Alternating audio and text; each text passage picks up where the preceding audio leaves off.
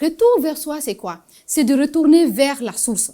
D'accord? Quand tu retournes vers la source, Dieu, il faut savoir, Dieu nous crée toujours seul, mais il y a toujours, on vient seul sur cette terre, mais il y a toujours Dieu qui est derrière nous. Quelle que soit la situation qu'on vit, quel que soit le problème qu'on a, il faut savoir qu'il y a Dieu qui est là, il y a Dieu qui est derrière nous. Et quand tu reviens vers lui, il t'accueille comme un enfant. C'est comme quand un père ou bien une mère accueille son enfant. Il t'accueille parce qu'il sait que, oui, il a déjà écrit, arrivé à ce moment de ta vie, tu allais le faire retour parce qu'il t'a donné des missions que je vais vous expliquer un peu plus tard. Alors, la première des choses, c'est de retourner vers lui et de faire le retour en soi. La deuxième des choses, c'est quoi? C'est de prendre la responsabilité de tout ce qui s'est passé dans ta vie. Parce qu'il faut savoir une chose, tout ce qui se passe dans nos vies, nous sommes les responsables, nous sommes les seuls responsables.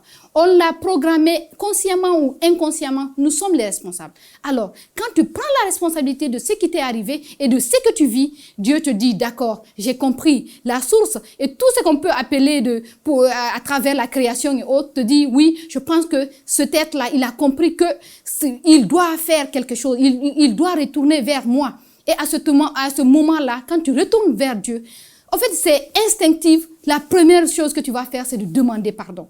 Tu demandes pardon pourquoi? Tu sais pas ce que tu as fait. Parce que tu vois tout le monde entier tomber sur toi. Par exemple, moi, mon mari que j'aimais tant m'a quitté, m'a laissé seule avec des enfants. C'est vrai qu'il y a eu des problèmes, mais la séparation a été dure, la séparation a été brusque parce que avec cet homme-là, j'ai prévu de faire toute ma vie et je n'étais pas dans mon pays d'origine, j'étais à l'étranger. Et en plus de ça, c'était pendant la pandémie de la Covid. En plus, au mois de mars, je pense que tout le monde se rappelle de ce moment. Et ce moment, tout le monde était confiné ce soir et moi, j'avais un double confinement. Le premier confinement, c'est par rapport aux êtres humains. Dieu m'a enlevé tout le monde à côté de moi. Il m'a privé de sortir. Il m'a privé de faire rien. En plus, la personne sur laquelle je comptais, c'était mon mari. Et lui aussi, il est parti. Donc, imaginez-vous, après avoir accouché, étant malade avec une césarienne, je pense que les femmes connaissent c'est quoi le postpartum et c'est quoi un placenta prévia. Et moi, c'est ça, je vivais. C'est ça, je vivais.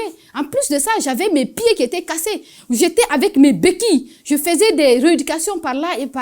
Et c'est par-ci, c'est dans ça. Il est parti, il m'a laissé. Je me retrouvais seule. Qu'est-ce que je veux faire? Qu'est-ce que je veux faire? Et en ce moment, je vous dis, j'avais même perdu certaines de mes facultés. J'avais commencé à avoir une perte de mémoire parce qu'on me donnait des produits pour le postpartum, des produits qui étaient en train de fragiliser ma mémoire. Et arrivé à un certain niveau, je ne me rappelais plus de rien. Tellement que j'avais oublié tellement que je voulais oublier que tout le monde m'a oublié, j'ai tout oublié.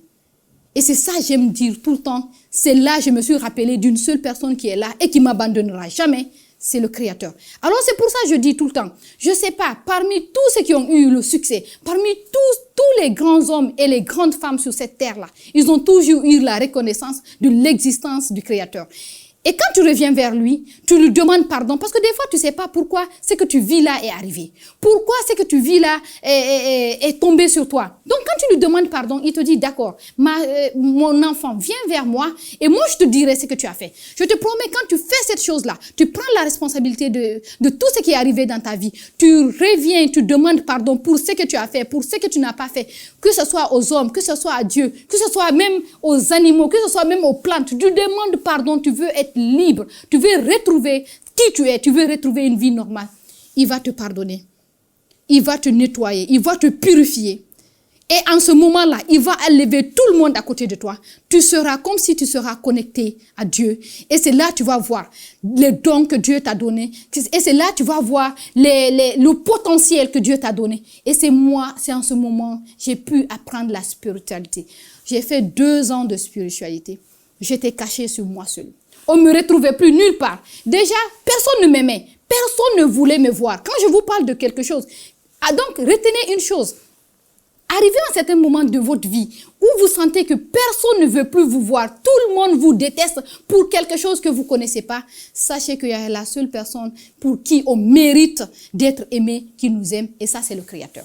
Et à partir de ce moment-là, il y a ta ligne de vie, il avait déjà écrit tout ce qui se passe. Il y a ton carnet, il y a tout ce que tu dois devenir sur cette terre, tes succès, tes potentiels, tout ce que tu dois faire sur cette terre-là sont alignés devant toi. Et c'est à ce moment-là, tout est éclairé, que tu sais, tu arrives à savoir qu'est-ce que j'ai fait, pourquoi, le pourquoi j'ai eu cette situation-là, le pourquoi j'ai eu ces parents-là, le pourquoi j'ai eu cette famille-là, le pourquoi j'ai atterri en Côte d'Ivoire.